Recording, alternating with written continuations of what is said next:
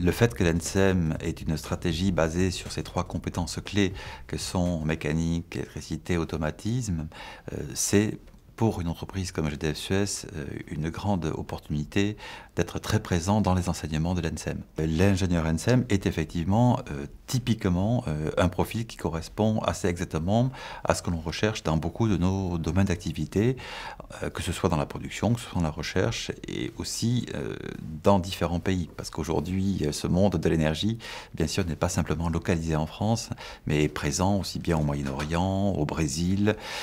Et donc, nous cherchons également des jeunes qui soient motivés et qui aient envie d'avoir des parcours professionnels extrêmement dynamiques.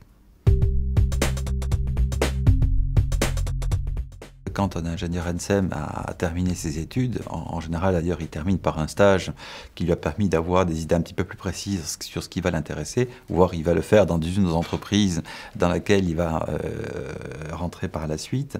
Donc dans les schémas classiques des métiers de l'ingénieur dans l'entreprise, vous allez avoir la partie recherche, dans laquelle il va participer à des programmes de recherche.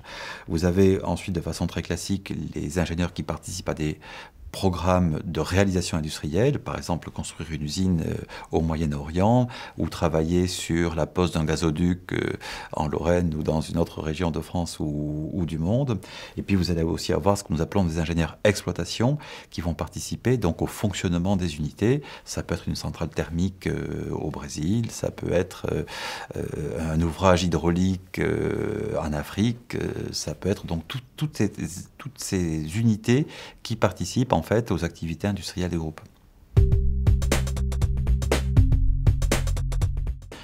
Là, nous sommes au cœur des avantages du dispositif français des écoles d'ingénieurs, puisque une école comme l'ENSEM, c'est une recette miracle, avec des enseignants, des personnels, des élèves qui sont présents au conseil, des représentants des entreprises, voire des collectivités territoriales, et avec 2-3 dizaines de personnes, on est capable à la fois, bien sûr, de faire fonctionner l'établissement, mais aussi de préparer le futur.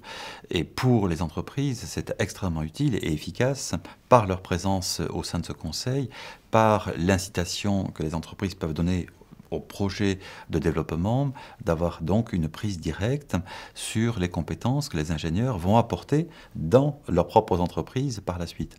Donc les entreprises ont tout intérêt à s'impliquer dans ces conseils. C'est une raison pour laquelle GDF Suez, qui vient de développer un programme qui s'appelle Génération Campus, essaie d'aller encore plus loin dans ce lien entre l'entreprise et l'école.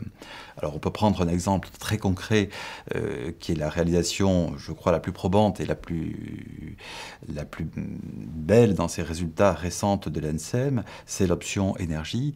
C'est une option que nous avons pensée utile il y a juste quelques années au sein de l'école, au sein du conseil. Elle a été bâtie, développée, bien sûr, par l'école. Et aujourd'hui, il y a quelques semaines à peine, la remise des diplômes a montré qu'une trentaine d'élèves, en juste quelques années, avaient bénéficié, s'étaient intéressés à cette option énergie.